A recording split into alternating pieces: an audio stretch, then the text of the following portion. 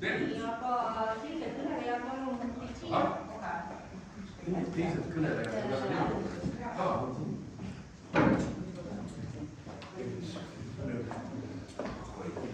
kas te hakkate sealpool istuma siiapoole või siitpoolt sinnapoole või isegi kõrvuti? Okei.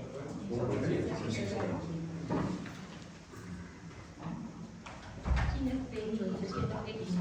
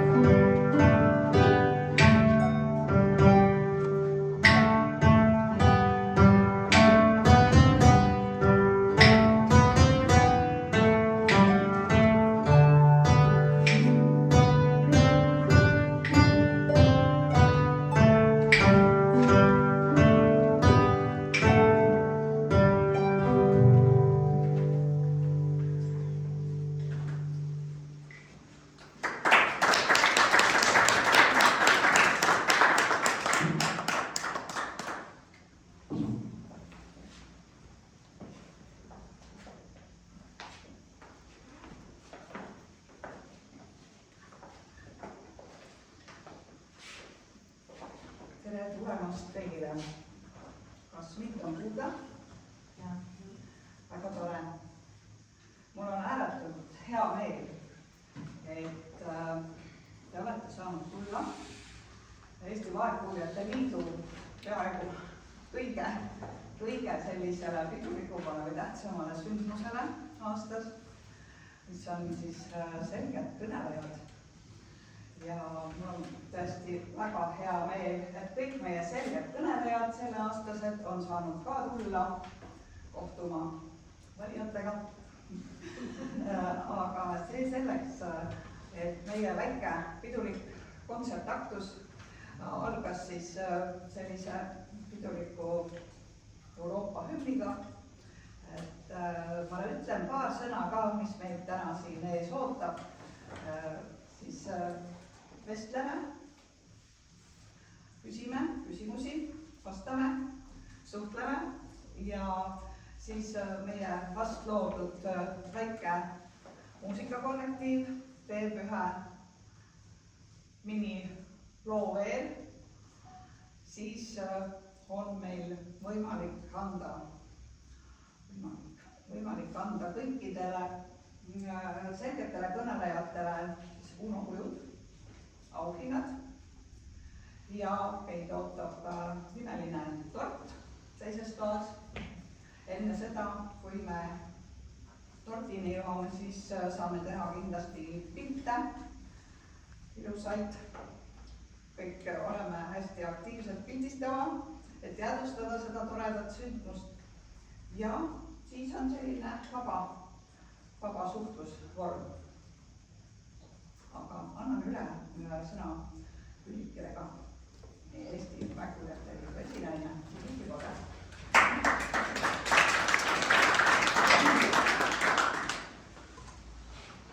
Aitäh Kiirisele sissejuhatuse eest. Ja, et tere ka minu poolt, mina olen Küliki Koode ja räägin teile sellest, et mis see selge kõneleja auhind on ja miks me seda üldse oleme hakanud andma. Ja räägin ka sellest, et miks on selle kujukese nimi, mida me anname, on Uno. Nimelt oli aasta 2013, kui me andsime välja esimese selge kõneleja auhinna. Ja tookord sai selle auhinna Mihkel Kärmas. Me valisime siis ainult ühe. Valisime ainult telesaatejuhi ja selle auhinna andsime me üle koos Uno Taimlaga, kes oli Eesti Vaegkuuljate Liidu asutaja ja kelle idee see tegelikult oligi. See idee tuli tegelikult Soomest. Soomlased on andnud juba aastakümneid välja selgekõneleja auhindu, just sellepärast, et juhtida tähelepanu sellele, et see ilus emakeel, mida me räägime, oleks hästi arusaadav nii vaegkuuljatele kui ka kuuljatele. Kõigil on vaja, et jutt oleks väga-väga selge. Ma pärast räägin veel tehnilisemalt, et kuidas on see selge kõne, mis tähendab seda, et kuidas peab selgelt rääkima, selgitan seda ka. Aga esimese auhinna andsime siis koos Unoga välja, oli selline väike kullast kuju. Ja kui nüüd Unot enam ei ole, teda ei ole enam 10 aastat meil, siis otsustasime, et anname sellele kujule ka nime. Ja loomulikult sai see kuju nimeks Uno. Minu meelest väga asjakohane ja tore nimi. Ja niimoodi me oleme siis andnud välja selgekõneleja auhindu aastast 2013 igal aastal. Järgmisel aastal mõtlesime, et telesaatejuhist on vähe, võtame raadio ka. Valisime raadiosaatejuhi. Järgmisel aastal mõtlesime, et ikka vähe. Et võtame ka näitleja. Aga mis pärast just need, et kas te oskate aimata, miks just need 3 kategooriad? Nende tekstist peab aru saama. Nende tekstist peab aru saama, just, et need on kõige olulisemad infoallikad meie jaoks. Televisioon, raadio ja kui vaegkuuljad ei saa selgelt aru, mis seal räägitakse, ongi probleem. Ja teater on see koht, kus vaegkuuljad on öelnud ise, et nad ei saa seal käia, siis nad ei saa aru, mida näitlejad räägivad, sellepärast, et nende kõne ei ole piisavalt selge olnud.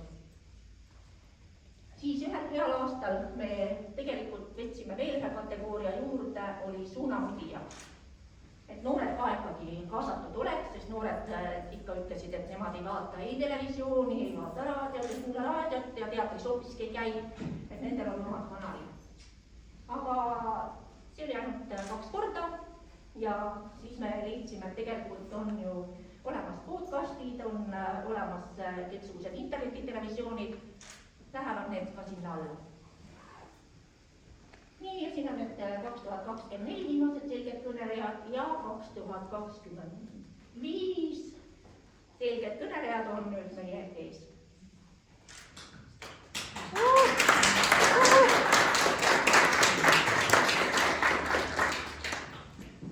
Ja kuidas me neid siis leidsime? Ei olnud niimoodi, et vaegkuuljad tulevad kokku ja hakkavad siis valima, vaid me kuulutame välja tavaliselt detsembri alguses selgekõneleja esitamise vooru. Kõigepealt saavad kõik, kes tahavad esitada oma lemmikuid selgeid kõnelejaid televisioonis, raadios, teatris. Siis poole kuu pealt paneme need kandidaadid ilusti ritta, mis on esitatud, ja hakkame nende vahel hääletama. Ja see hääletus on meie kodulehel ilusti nähtaval. Oled oma hääle ära andnud, näed kohe, mis koha peal sinu lemmik on. Saab 3 kandidaadi vahel valida 3 korda ühest seadmest. Nii et kokku näiteks, kui sul on telefon, sul on arvuti, sa saab 6 korda anda häält selle oma lemmikule. Ja siis, kui on hääletamine lõppenud, siis on näha, kes on võitnud. Seal ei ole näha seda, et kui palju hääletajaid oli, vaid on näha protsendid. Ma võin näidata seda edetabelit. Et siis selline edetabel tuli, kus on näha, et kes võitis ja kes olid järgmised. Nii et Karl-Erik saab just vaadata, kes need järgmised on, kellega konkureeris. Ma just teen paralleelklassi veel Kiluvetsale siit pildi. Aitäh. Nii, et need on siis top 5. Vaatame, kuidas raadios läks.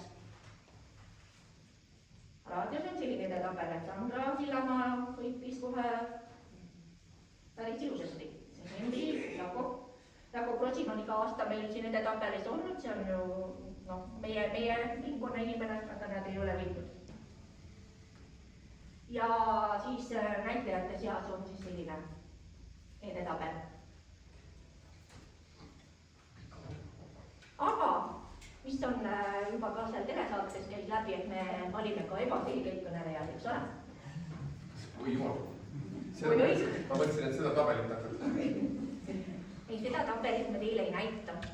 see on selline salajane tabel, mida me tegelikult ei avalikusta, aga need, kes siis on nimetatud ebaselgeteks korduvalt, mitte nii, et ühe korra, aga et on ikka päris mitmed inimesed märganud, et nende kõnest hästi aru ei saa, siis oleme andnud neile personaalset tagasisidet. ja ma võin öelda, et see on aidanud, sellepärast et kui üks telesaade, ma ei nimeta nime, on aastaid nii-öelda seal ebaselgete kõnelejate hulgas olnud, siis nüüd viimased aastad on ta tegelikult seal päris eespool olnud, eelmine aasta oli ta top 5 seas. et asi on paranenud, et seda tegelikult tasub teha, see töötab. aga ma panin siia ühe sellise tabeli, see on nüüd selle jaoks, et täpselt ära seletada, miks on selge kõnelemine oluline. siin on nüüd nii-öelda audiogramm, mida tehakse inimese kuulmise mõõtmiseks. ja siin on peal ka häälikud. Need häälikud on erinevates sagedustes. osad häälikud on madala sageduse häälikud, teised on kõrge sageduse häälikud. ja kui inimene, ütleme juba tegelikult öeldakse, et kuskil 20. eluaastates hakkab tema kuulmine langema. ja langeb see tavaliselt kõrgetes sagedustes. siin on lihtsalt piltlikult toodud välja, et kui ta kõrgetes sagedustes langeb, siis osad häälikud jäävad tema kuulmisest nii-öelda välja. ja need kõrge sageduse häälikud on tavaliselt sõnalõppude juures kuskil. sisse või S, T, H, need on kõik siin sõnalõppudes. ja kui seda inimene ei kuule, siis ta ei saa täpselt aru, mida öeldi. nii et selge kõnelemine tähendab seda, et kõik sõnad on ilusasti välja öeldud. et kui see sõna lõpp kaob ära, lähebki kaduma. nii et selged kõnelejad on need, kes oma sõnalõpud ilusasti välja ütlevad. nii, aga nüüd siis on selgete kõnelejate küsitlemine, et siin ei ole hea. sina tuled küsitlema, jah? Röstima. sobib? aga röstimine tuleb natukese aja pärast, et esialgu me lihtsalt tutvume teiega, et tahame teada, kuidas te siis nii räägite.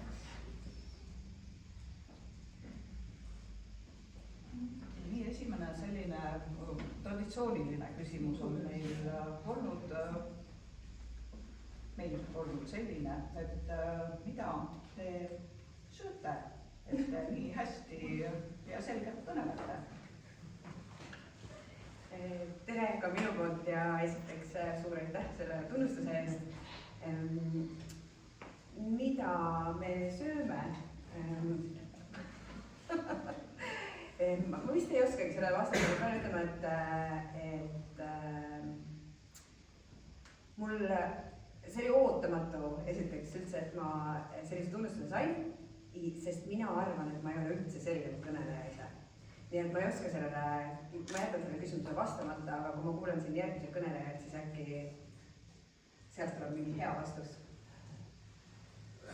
tere, mina olen Vääru, mina söön palju riisi. tõesti söön. ja mina olen ka väga tänulik, aitäh selle tunnustuse eest. nii, tervitus ka minu poolt, aitäh tunnustuse eest ka, tore siin olla. ja mina söön pelmeene ja juustusaigu palju.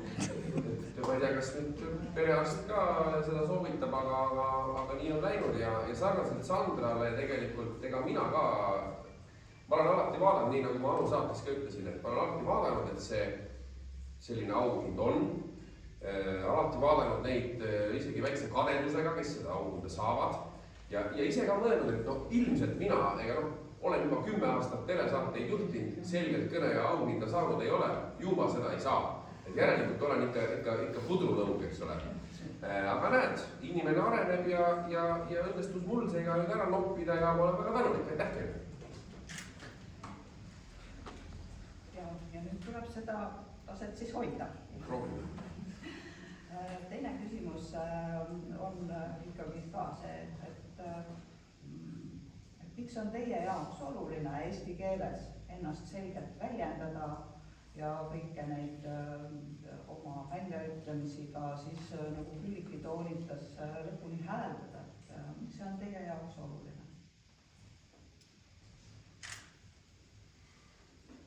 Hea küsimus. Ma arvan, et minu jaoks läheb see eesti keeles selgelt ja teadlikult just eesti keeles rääkimine järjest olulisemaks, mida rohkem ma näen oma lapsi kasvamas ja ümber teiste lapsi kasvamas, kes räägivad sellises pool eesti keeles on õige öelda. Ja ma olen täheldanud ka enda pealt, et ma olen päris palju välismaal elanud ja õppinud, et kui ma olen sealt tagasi tulnud, siis see eesti keel ei ole puhas eesti keel. Väga kiiresti tulevad ikka võõrkeelsed sõnad sisse.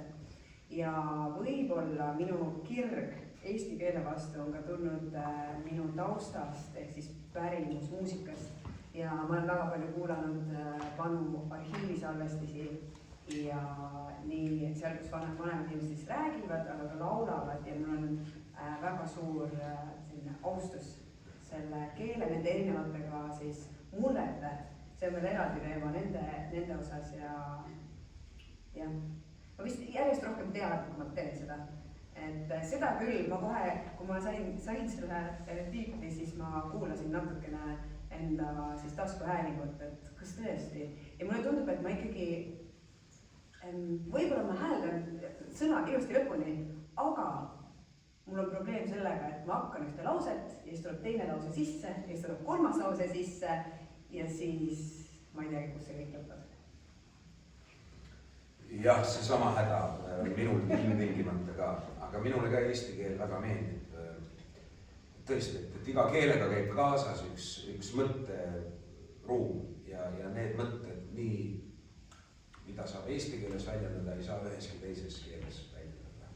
Aga see on muidugi paratamatu, et kõik keeled muutuvad ajaga ja eesti keel on muutunud ajaga üpris palju ja muutub veel.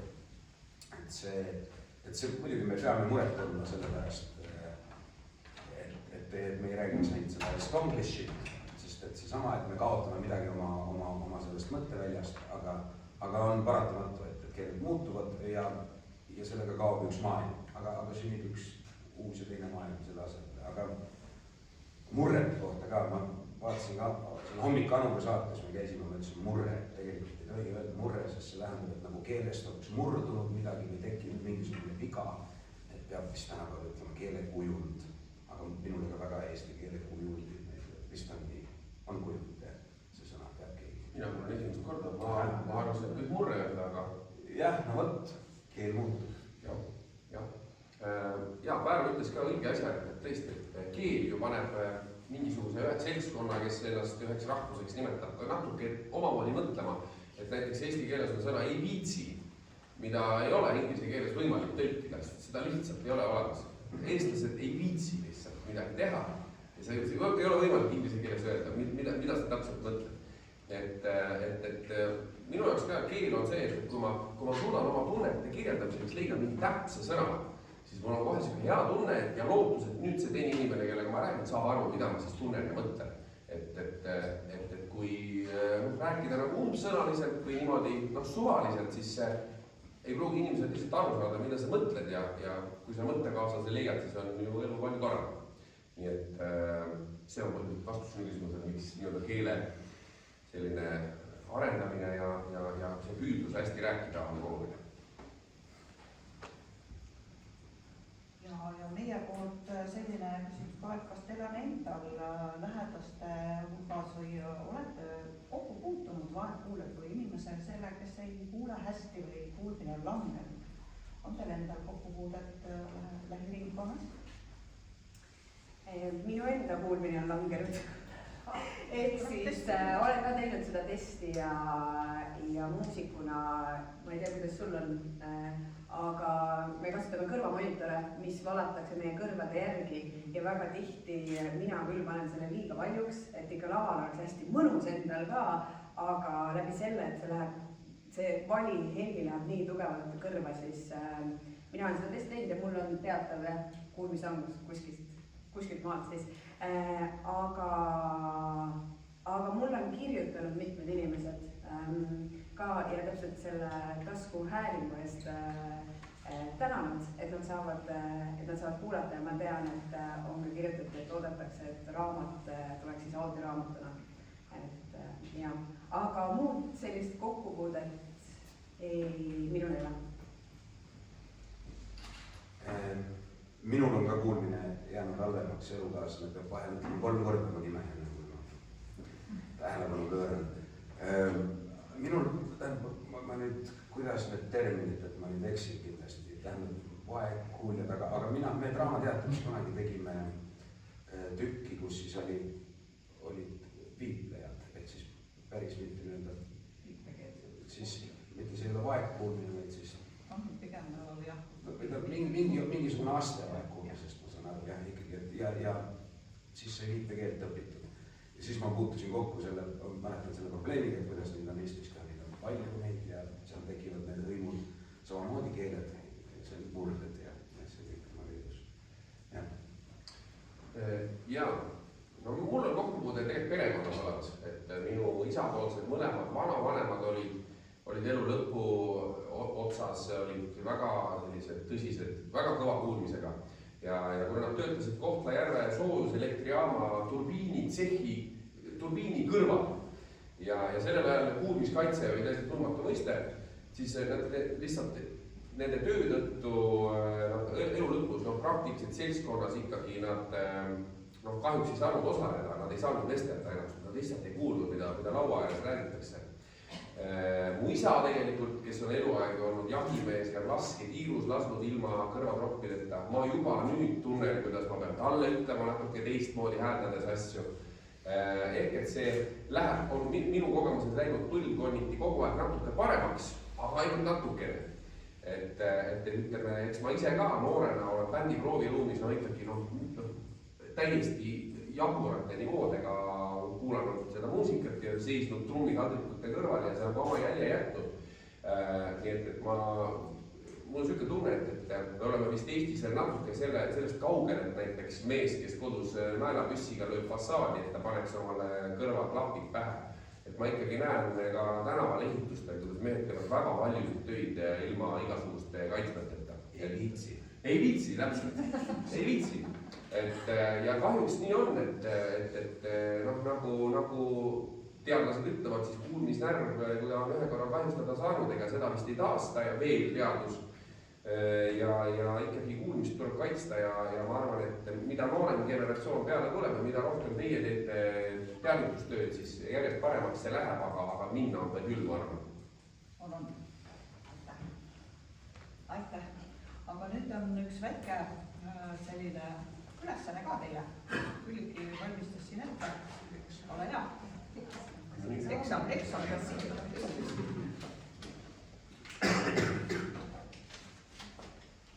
Nii, nüüd algab see röstimine. See on väga selline kuulus sõna ja me mõtlesime, et me tahame ka röstida. Ja see käib siis niimoodi, et ma annan teile ette ühe teksti ja te saate natukene aega sellega tutvuda, harjutada ja siis te loete selle teksti ette niimoodi, et ma panen teile arvuti ette ja arvutist tuleb masintõlge, ehk siis see masin kuulab teie kõnet ja püüab seda nii kinni, nagu ta püüab ja tuleb ekraanile seesama tekst automaatselt. Kui te siis praegu vaatate, siis see, mis seal ekraani peal, see on kirjutustõlge, seda tüdrukud seal taga kirjutavad, aga meil on siis ka automaattõlge, ma kohe panen siia ekraanile. Ja siis saate vaadata, kuidas see läheb, et ärge muretsege nüüd selle pärast liiga palju, sest näiteks minu enda kõne tuleb küll päris paljude vigadega, et iga kord, kui ma selle automaattõlkega räägin, siis pean väga palju kontrollima ja sõnad ilusti välja ütlema. Nii, ja mul on hea meel, et te rääkisite mürast, sest see teema on ka mürast. Et kui te nüüd räägite ennetustööst, siis te hakkate seda nüüd ise ka tegema kohe. See mikrofon siin ei ole mitte kõlaritesse tule heli, vaid see on nüüd jälle ka vaegkuuljate jaoks, kellel on aparaadis selline programm, mida ta siis paremini kuuleb. Ja kui te mikrofonist räägite, siis te võite natukene niimoodi hoida, siis inimesed saavad ka suu pealt lugeda. Nii et meil on nii palju erivajadusi, tahame kirjakeelde, tahame aparaate suu pealt lugeda, silmust ja mida kõike veel. Nii, aga ma annan need ära siis. Aga väga palju ka ei ole ettevalmistusaega. Siis mina panen nii kaua need automaadid siia tööle. Sina hoia. Väga palju ei ole aega. Tundmatu teksti lugemine, mäletate, tundmatu teksti lugemine oli. Seda sai kogutada, ma mäletan kogulis.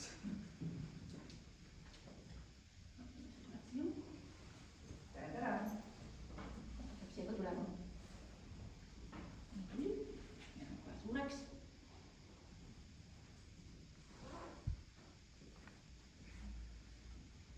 No nii, tere! Töötab. Ja ma panen selle kõigepealt Karli Eriku ette. Okei. Karli Eriku ka tegelikult, jah.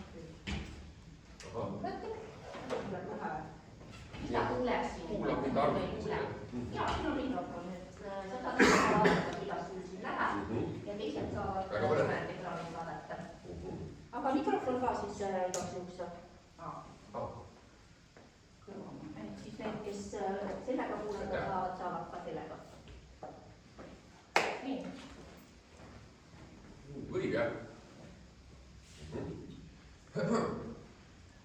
Mürakahjustuse tekke riskigrupis on inimesed, kes viibivad mürarikkas töökeskkonnas, aga ka muusikavaldkonna spetsialistid. Samas isegi mõõduka müratasemega keskkonnas töötades võib pikema aja jooksul tekkida mürakahjustus.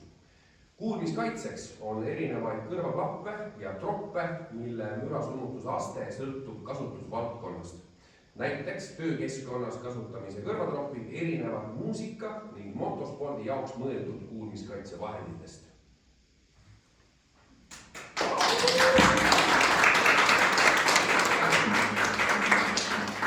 Ise muidugi näinud, kuidas mul läks, aga... Väga hästi läks. Oli ka, ossa.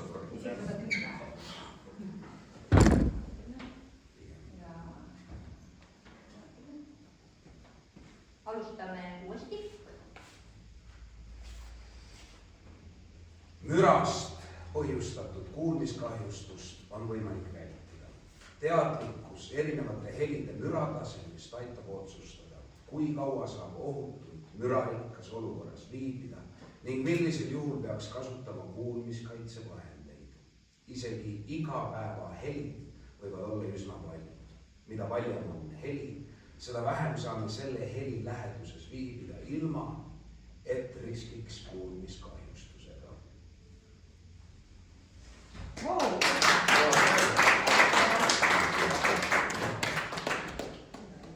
Pinge on nii suur. See piisab sellest, et ta on lähedal.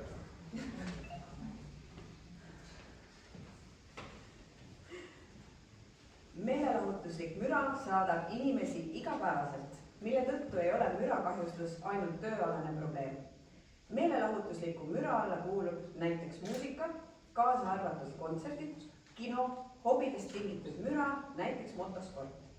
Olenevalt müratüübist on võimalik kõrvu kaitsta, piirates müras viibimise aega ja või kasutades kuulmiskaitsevahendeid.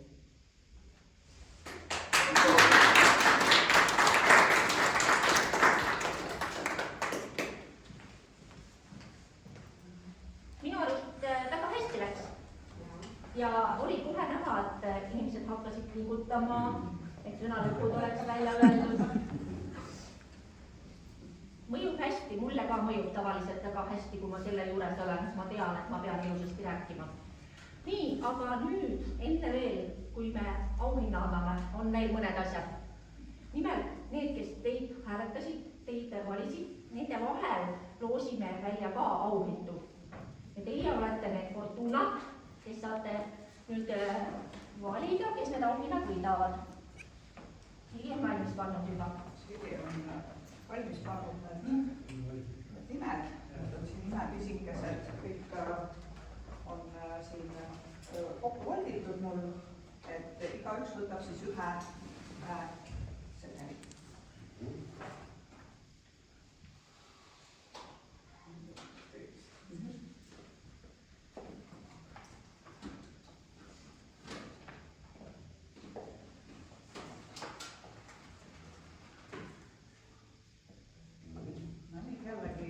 Tundmatu teksti lugemine siis.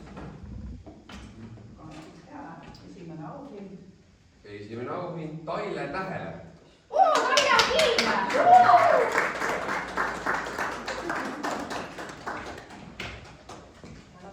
Jaa, Silveri 30-eurone kinkekaart sulle.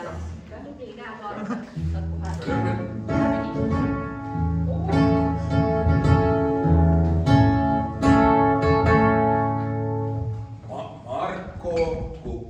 Markot ei ole siin, aga Marko on Võrumaa mees, Lõugast pärit, nii et kindlasti räägib murdes. Kui saab aru. Aga Markole ka.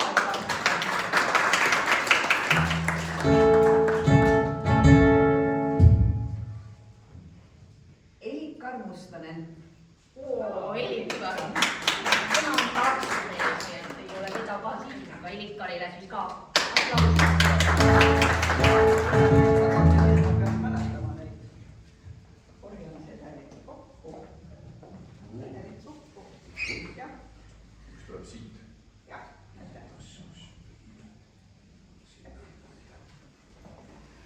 Aga nüüd väike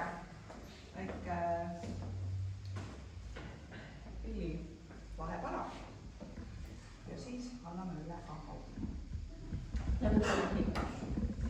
Natukene veel kuulame, nagu näete siili lähemisega mängima enda ehitatud harpi.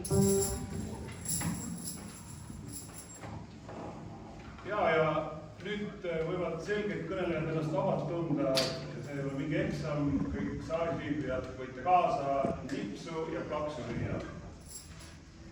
Kas ma võin korraks teile öelda ühe lause? Nii härra, kes praegu räägib siin ja ka mängib pilli, tema nimi on Peep Taimla.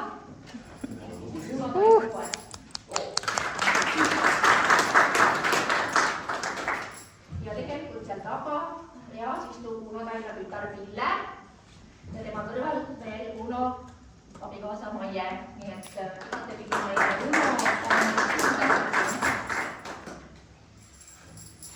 Aga ole nii hea. Ja lööge siis plaksu kaasa. Nii,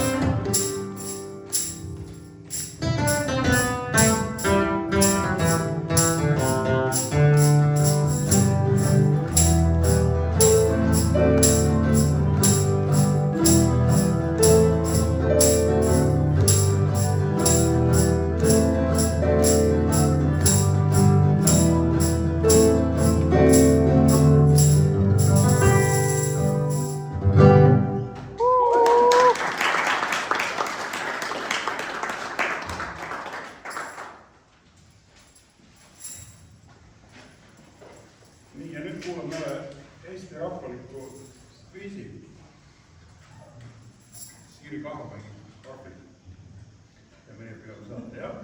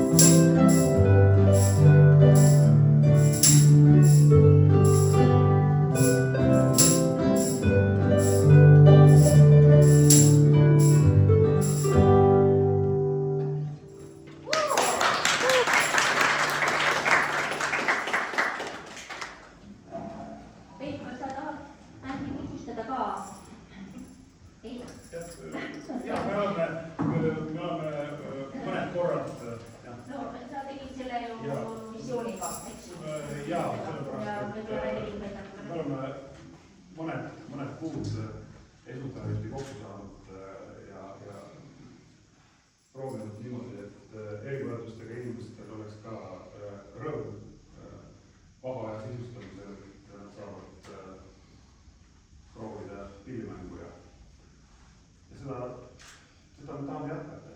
Aitäh kuulamast, aitäh!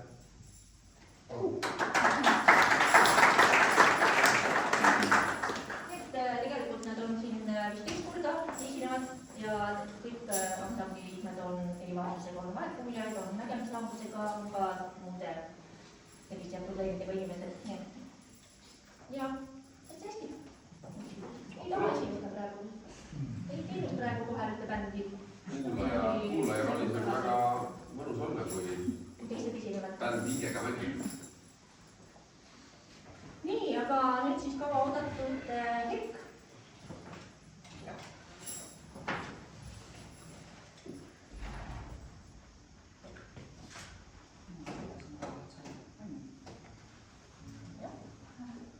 Siiri siin vaatab, millele teised siin annab. Jaa. Mäletate, kuidas te tahtsite televisioonis teha pilti hoopis teistpidi, mäletate? Et ma olin Anu saates hommikul kaasas, viisin kujud neile ja siis pärast võtsin ära. Ja siis tegime klippi ka ja siis poisid olid sellised kelmikad, et Pärnu haaras Karl-Erik kuju ja vastupidi siis Karl-Erik jälle Pärnu. Aga nüüd läheb... Mis mul üle käib? Seal kirjas on.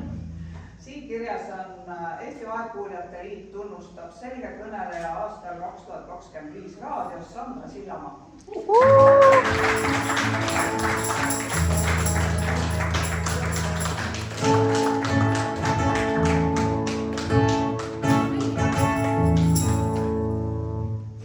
Ja et kõne ikkagi selge oleks, siis tuleb ikka mett mokale määrida, on ju purk ja tee, mis siis ka aitab, kui suu läheb kuivaks, näiteks nagu mul praegu. Ja meie Eesti Vaegkuuljate kalender, ka esimest korda saime tema lõpuks tehtud ja üllatus, nii kaua tegime, et teie nimed on ka siin sees, siis on jaanuarikuu, nii et palun nimetage. Aitäh! Ja järgmisena tuleb Pärnu Oja.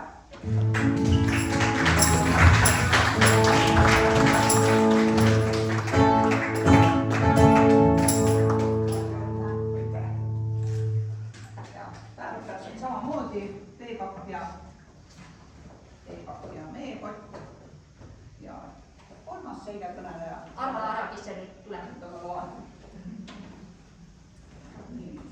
Eesti Vaegkuuljate Liit tunnustab selge kõneleja aastal 2025 televisioonis Karl-Erik Taukar.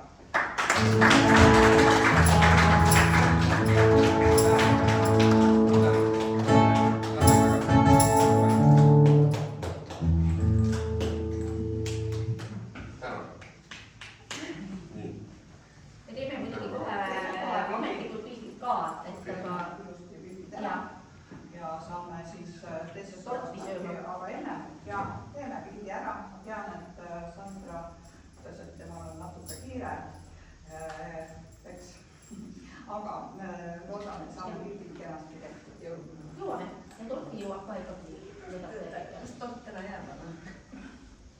Aga nii, fotograafid ütlevad nüüd ise, kus see kõige parem pilti teha on, et teeme teist eraldi pildi, rahvapildi, nii et Eks see kena pikalt ole. üllar, kui sa paned ritta. Ja,